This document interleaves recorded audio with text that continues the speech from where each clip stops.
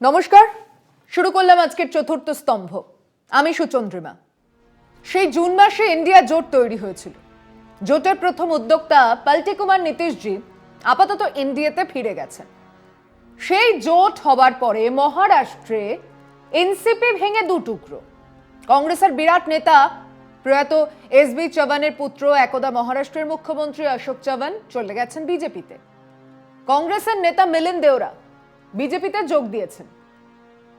শুরু থেকেই সিপিএম বলে এসেছে যে জোটই হোক না কেন কেরালাতে কংগ্রেসের সঙ্গে লড়াই হবে।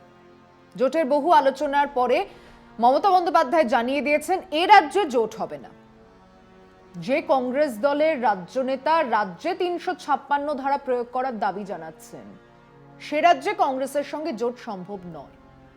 বহু আলোচনার পরে কেজরিওয়াল আপ দল জানিয়ে দিয়েছে তারা একলাই লড়ছে।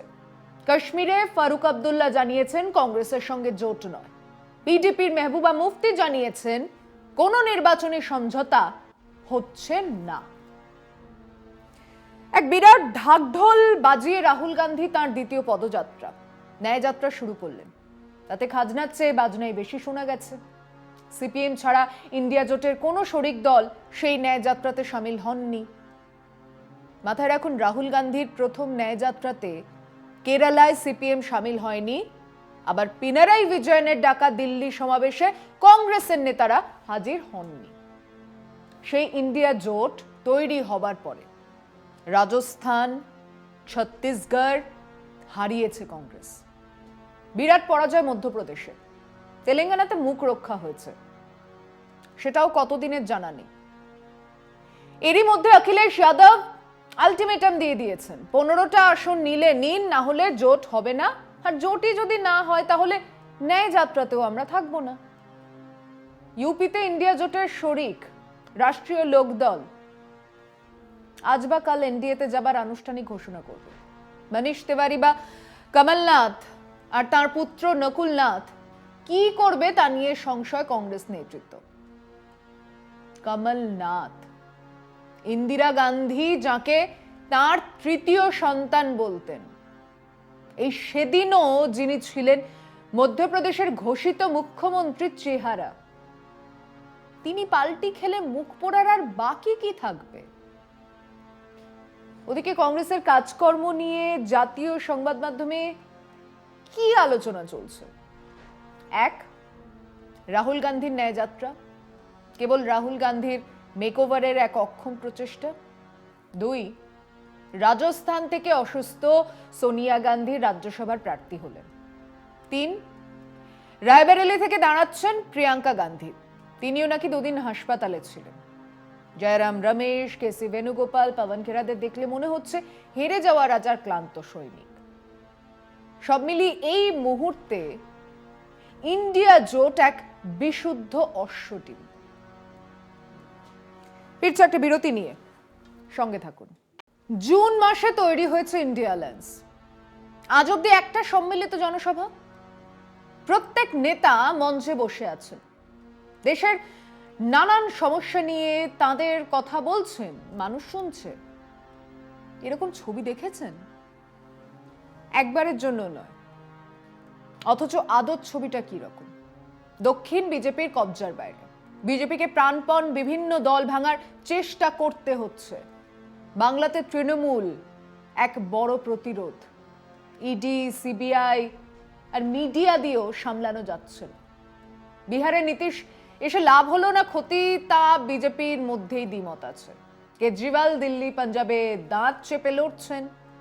উত্তরপ্রদেশে আর কত ভালো হবে? উত্তর পূর্বাঞ্চলের আগুন নেভানো যাচ্ছে না, তার উপর কৃষকরা আবার রাস্তায়। সব মিলিয়ে এটা যে বিজেপির খুব কেক ওয়াক তাও নয়। তাই স্বয়ং প্রধানমন্ত্রীকে সংসদে দাঁড়িয়ে মেঠো ভাষণ দিয়ে আব কি বার 400 পার বলতে হচ্ছে। দেশের অর্থনীতির হাল বদলায়নি, বরং বেকারত্ব আরো বেড়েছে, মানুষের ক্রয় ক্ষমতা কমেছে, বৈষম্য বাড়ছে, একের পর এক পরিসংখ্যান আসছে যা সাফ জানিয়ে দিচ্ছে আচ্ছা দিন তো দূরের কথা, যে দিন ছিল সে দিনও চলে গেছে। অবস্থা আরো খারাপ হচ্ছে।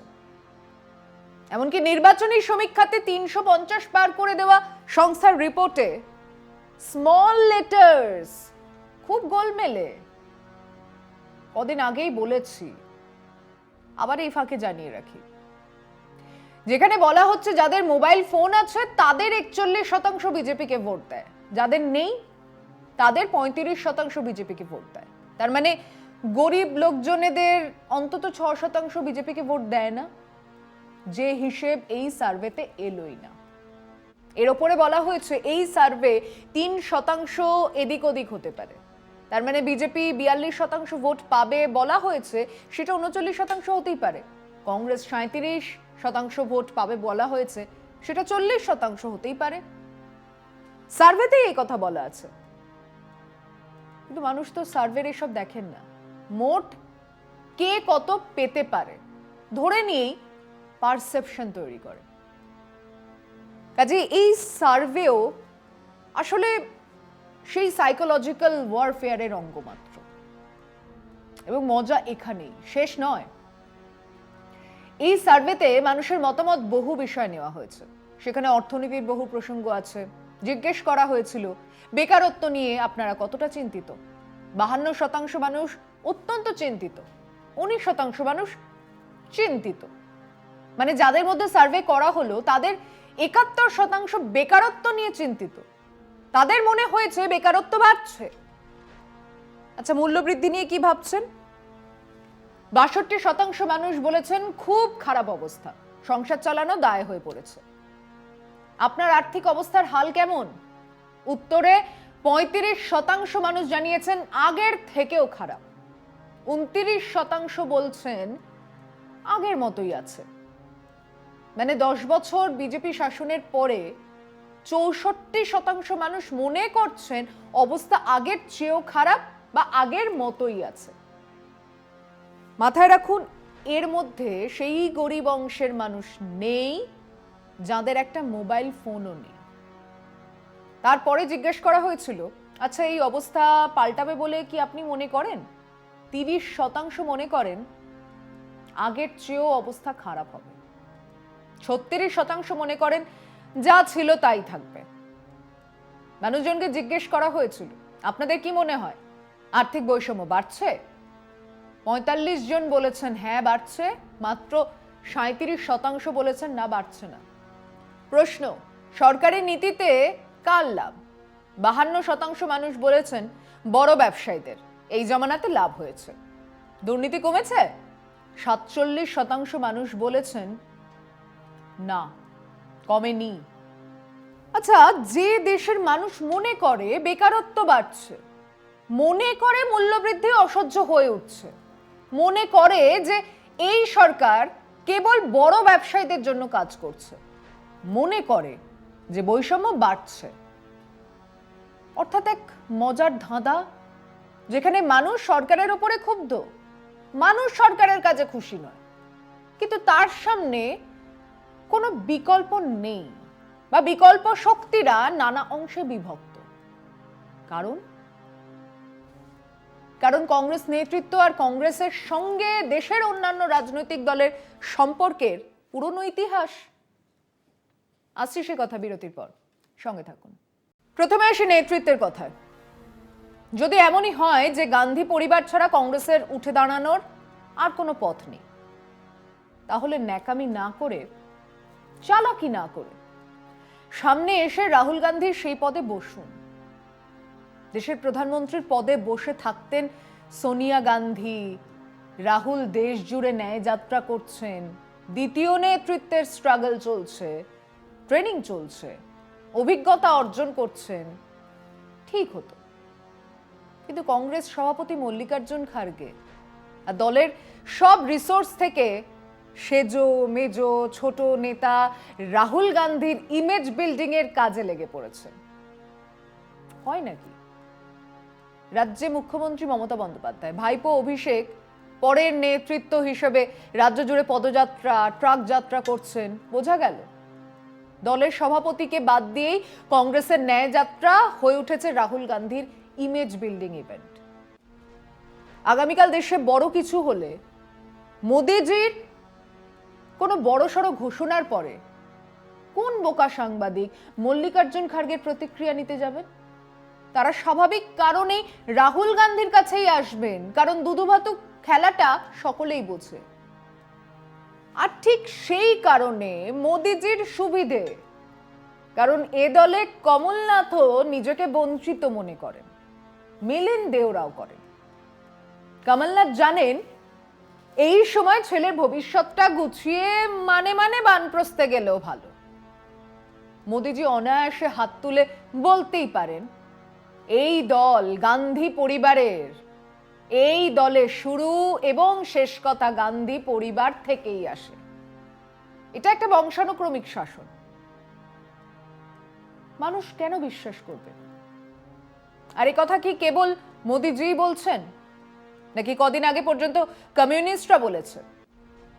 কদিন আগেই এসব কথা এনসিপির শরদ পাওয়ার বলেছেন, সোশ্যালিস্টরা বলেছে, লালু যাদব বলেছেন, মুলায়ম সিং বলেছিলেন।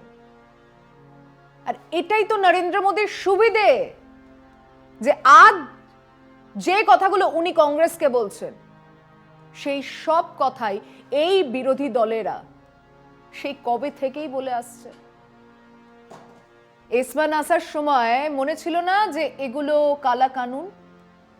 কে এনেছিল এসমান আসা? প্রেস বিল থেকে জরুরি অবস্থা কারা খুলেছিল? রাম মন্দিরের বন্ধ দরজা কিসের জন্য? হিন্দু ভোটের জন্য তো। সেটা মোদিজিদের দিকে গেছে। আজ সেই অবিজেপি বিরোধী দলগুলোকে এক ছাতার তলায় আনার জন্য, নিজেদের অস্তিত্ব রক্ষার স্বার্থেই কংগ্রেসকে অনেক বড় স্বার্থ ত্যাগ করে কাজ করতে হবে। কিন্তু সে বুদ্ধি আর চেষ্টার ছিটে ফোটাও কি দেখতে পাচ্ছেন? অত্যন্ত আনাড়ি অ্যাপ্রেন্টিসের মতো রাহুল গান্ধী কিছু ভালো ভালো কথা বলছেন, এসব নিয়ে উনি অনায়াসে চার্চের ফাদার হতে পারে, কলেজের জনপ্রিয় অধ্যাপক হতে পারে, শান্তিনিকেতনে এসে রবীন্দ্র গবেষকও হতেই পারেন। কিন্তু আমাদের দেশের বিরোধী দলের নেতা হিসেবে নিজেকে দাঁড় করাতে পারা তো দূরের কথা, সামান্য বিশ্বাসযোগ্যতা তৈরি করতে পারবেন না, পারছেন না। এবং এরকমটাই চলতে থাকলে, হারার আগেই হেরে বসে থাকলে, স্বাভাবিকভাবেই মমতা নিজের মাঠ বাঁচাবেন, সিপিএম কেরালা, স্টালিন তামিলনাড়ু, বিহার তেজস্বী বাঁচাবেন, অখিলেশ লড়বেন উত্তরপ্রদেশে, কেজরিওয়াল দিল্লি আর পাঞ্জাবে বাঁচাবেন, হেমন্ত সোরেন লড়ে যাবেন ঝাড়খণ্ডে। কংগ্রেস সত্যি 40টা আসন পেতেও হিমশিম খাবে। আজ এ পর্যন্তই। শুভরাত্রি।